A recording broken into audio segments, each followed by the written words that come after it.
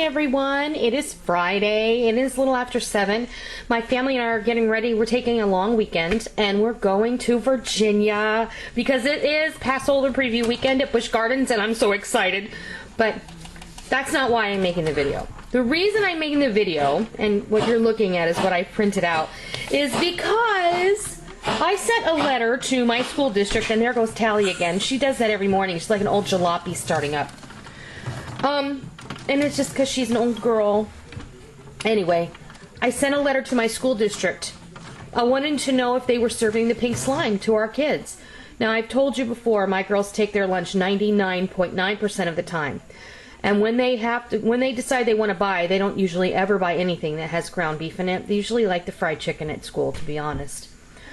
So I thought, I'm sitting at my desk yesterday at work. I thought, what, I'm going to send a letter. So I looked up the director of nutrition services at the school, and I emailed her a letter. And this is the letter that I sent her. Now, I will fully disclose that I wrote this letter, and then I sent it off to my girls, Cat's Cradle, the Mrs. Wolfe, and Bear Prepper. And I asked them to please take a look at it. And, my friend Cat's Cradle went ahead and proofread it. When I write things like this, I get intensely irate, and it's difficult for me to form cognitive thought. So, and sometimes my grammar goes out the window. So I like someone else to eyeball my stuff before I send it, so I don't look like a complete idiot. So anyway, I'm going to read you the letter that I sent, and then I'm going to tell you about what I got back. I got a response back rather quickly, within hours, I might add. So, Ms. Wilson, this is the letter. I have 2 daughters who attend Grover Seafields Middle School in this district. I am a concerned parent and citizen, and that is why I'm sending you this email request. Lately in the news, but for at least a year and a half, I have been aware of the raw beef filler/extender, now referred to as pink slime. I understand that in the agricultural industry, this filler is referred to as cleaned minced beef. It's also referred to as lean, finely textured beef. However, I believe that the first reference is a more accurate representation.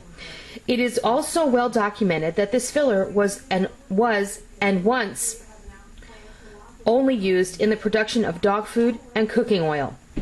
I would like to ask that you please provide me with information regarding the percentage of meat that is purchased and served to school children in Craven County that may contain the filler referred to as pink slime.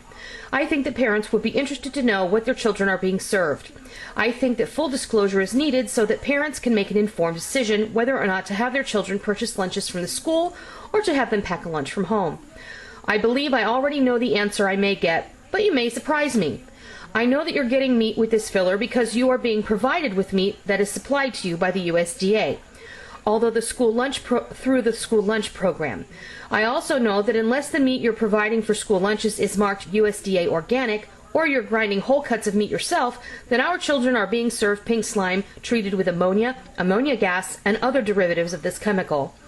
I am aware that the USDA claims pink slime is safe for human consumption. However, I believe this decision was based on corporate cronyism rather than honest and healthful recommendations. I know I have the choice to send lunches to school with my children, which I do 99% of the time. However, I believe there are hundreds of families in this district who cannot afford to send full lunches with their children. Those families rely on the schools to provide at least one healthy, nutritious, and balanced meal a day. I do not believe that serving them pink slime as a part of that meal should be considered healthy or nutritious. Please provide me with the information I have requested. I look forward to your response. Sincerely, me. Alright, so, and I apologize, I didn't put the camera on a tripod this morning. I just wanted to do this rather quickly. So I got back a form letter. What a surprise. Okay, and I don't know if you can see that, but this is my form letter, Craven County Board of Education. And this is what the letter says. Dear Ms. Noreen, I appreciate you relating your concerns and questions on meat products offered in the school lunch program to me. I did some research and will provide you with attachments for your viewing. One item I did locate stated that the ground beef purchased by the USDA in 2011 for the National School Lunch Program, the lean fine, what is that called? It's called lean fine textured beef, comprised approximately 6% 6.5% of total volume. Therefore, it is hard to determine what amount was available for our use here in Craven County. Well, no, it really isn't. Because if the USDA says that there's 6.5% of pink slime in your meat, there's pretty much 6.5% pink slime in your meat. So don't BS me. I'm not an idiot. Okay? Let's see. We do use ground beef, 2 types, beef patties and meatballs. We have received some from USDA and some from our private purchasing vendor, which is a local meat. I don't know if it's a local meat processor or just a food service vendor, which is probably most likely the case. And if it's a food service vendor that is providing the school district, they're the ones who won the contract and the bid to provide the food from the food service supplier to the school system, because that had to have gone out to a bid because they're a government entity, and therefore in order for the government entity to buy anything, they have to put it to a public bid. Therefore, they were most likely, not in all cases, but most likely they were the lowest bid that came in, and therefore they're buying it from them. So I'm telling you right now, they're getting cheap meat which has pink slime in it. She says, I'm very confident in the quality of food that we're providing to our customers, i.e. students, who will eat what you put in front of them, especially if they're hungry, here in Craven County. We review our menus to avoid offering 2 beef items on the same menu day, as we try to do with chicken and pork. We always have chef salads as an option for our students to take as their lunch if no other entree meets their personal dietary or religious needs. So basically what they're telling me is to shut the F up. That's pretty much what they're telling me. Go away, leave us alone. She concludes the letter by saying the USDA keeps our program informed of any recalls or product concerns through email and news releases. The attachments provided are those that relate to your question. I'm available for further discussion on the topic. The attachments provide you with more contacts for further inquiry if needed. Okay, so basically she told me to shut up and go away. Okay, she thought that this was going to satisfy me. It doesn't. The bottom line is, the attachment that she sent me is entitled Parent Beef Letter, and it is dated 3/13/12. So I'm not the first person to ask this question, and she's responded to every single person in the same fashion. Additionally, she sends me this, which is the American Meat Institute question and answer sheet about lean, finely textured beef. Well, wow. You know what I call this? Propaganda. That's right. I'm a parent who is concerned about what other children. I'm not even worried about my own kids because I know what they're eating. I'm worried about other kids. Look, we have a really, really high low-income population where I live. All right? We've got a lot of children who go to school hungry, and we probably have a lot of children who are on the school lunch program who qualify for free lunch, and they're getting maybe a little bit of breakfast, and they're getting lunch, and they're probably not getting much of anything else after they go home every day. So this is not okay, because this is just a sheet full of information about how wonderful lean, finely textured beef is. And I'm going to read it to you, and it is so disgusting. Lean, finely textured beef is a category of beef products that uses high technology food processing equipment to separate lean meat from fat, because doing it by hand would be impossible. Oh boy. So they found a way to use garbage and feed it to our children. This makes me hot, folks. Lean, finely textured beef products prevent the waste of valuable, lean, nutritious, safe beef by using technology to do what hands cannot. Wow. Okay, my friend Cat's Cradle said that she read this to her husband like what she imagined a 50s housewife would read it like if she was reading from her cocktail party list, and I just got a kick out of that. So let's try that on the next paragraph. Unfortunately, recent media reports and so-called reality shows have raised concerns about the product without the benefit of facts from those that produce or use it. These questions and answers will aim to provide the facts. Are these products regulated and inspected? Yes. Lean, finely textured beef is beef. Quite simply, and all beef products are strictly regulated and inspected by the U.S. Department of Agriculture. Inspectors are present in plants where these products are made every day to ensure that this product is produced in a safe and wholesome manner. During the 2 decades these products have been produced, they have had an excellent food safety record. Well, I don't know about you folks, but that's about does it for me. I am so happy that they put pink slime in my ground beef. I am so happy that they're feeding it to unsuspecting consumers. This should be enough. Micah's asking me what the hell am I doing? No, I'm saying that the hell they are. Oh, I know. You're absolutely right. This is my 12-year-old, by the way. Yeah, they have our best interest in mind. That's absolutely true. Let's continue. What are the different types? Al Gore. What? Read it like Al Gore. No. Read it like Al Gore? Okay, Micah. No. What are the different types of lean, finely textured beef? There are 2 types. 2 common types. One is called boneless lean beef trimmings. The other is called finely textured beef. The products are similar in many ways, but they use different antimicrobial treatments to enhance the safety of the finished product. Well, you know what Al would say. It's all due to global warming anyway. What are boneless lean beef trimmings? Or BLBT. That sounds like a yummy sandwich, doesn't it? Finely textured. Dog food. It sounds like dog food. Yeah, it sounds like dog food. Rick's yelling from the living room. When beef carcasses are processed into meat cuts, consumers and restaurants use trimmings. Let me start that over again. When beef carcasses are processed into meat cuts, consumers and restaurants use trimmings result. Trimmings are smaller pieces of fat that contain small portions of beef that are wholesome and nutritious. Do you see this theme? They keep using that over and over again. Wholesome and nutritious. Like if I read it enough, I'm going to believe it.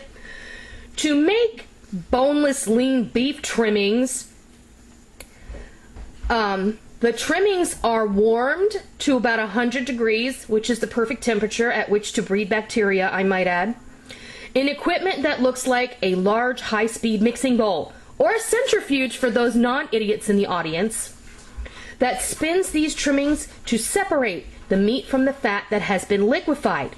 The resulting product is a very low-fat product, which most consumers desire. Oh, hey, we've got low fat. So if I have low fat, I don't know, give me some idea. So as long as it's low fat, it's good. This is basically what... Low-fat dog crap. Okay, that's what Rick said, not me. But hey, it's low-fat, so it must be good for you. The process is very similar to the one used to separate cream from milk. Except we're not talking about milk, we're talking about parts. Remember Clara Peller? Where's the beef? Hello? Parts is parts. Is it true that these trimmings previously were only used in pet food and oil and were unfit for human consumption, as one media outlet claimed? It wasn't just one media outlet. The statement is patently false. Beef trimmings are edible. Yes, that's all it says. Beef trimmings are edible. It doesn't say by whom or what. It just says they're edible. There are a lot of things that are edible. Eggcorns are edible. Grass is edible, but I don't eat it. No process can make an inedible. No process can make an inedible product edible. I think I beg to differ on that, because I think there are a lot of things out there that are inedible, i.e. GMO, anything, and they're processing them to make them edible. What the process does is separate the lean meat from the fat, which was previously near impossible to accomplish through knife trimming by hand. See, they keep going back to this. We couldn't do this without machines. We would have wasted all of this meat. Yeah, we'd probably be healthier too. Is ammonia used to produce this product? Food-grade ammonia hydroxide, basically ammonia and water, which has been declared safe by the Food and Drug Administration since 1974, oh hey, so it must be a good thing, is used to produce a number of products such as pudding and baked goods, and can be used in the processing of boneless lean beef trimmings to control any harmful bacteria that may be present in the beef. The bacteria may be present in the beef, folks, because they've heated it to 100 degrees, which is the perfect breeding temperature for bacteria. So they're actually breeding the bacteria, and then they have to kill it by spraying it with chemicals. Why is ammonia hydroxide used in processing beef? A puff of, oh, now here, this is nothing more than propaganda. This is disgusting. A puff of ammonia hydroxide gas slightly raises the pH of a product and can destroy bacteria that could make someone ill if raw product is not cooked thoroughly. The USDA, after consultation with the FDA, has determined that the use of ammonia hydroxide is safe, and it has been in use for this purpose since 2001. Is ammonia hydroxide used in all lean, finely textured beef products? Oh no! Another variation known as finely textured beef is made a very similar way, but uses citric acid, like the acid in a citrus fruit, for those of you idiots in the audience, to destroy bacteria. This particular type is referred to as finely textured beef, or FTB.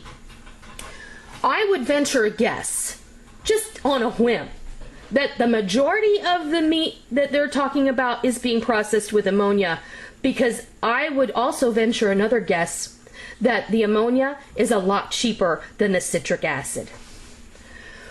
When any form of lean, finely textured beef is blended into ground beef, will it be labeled?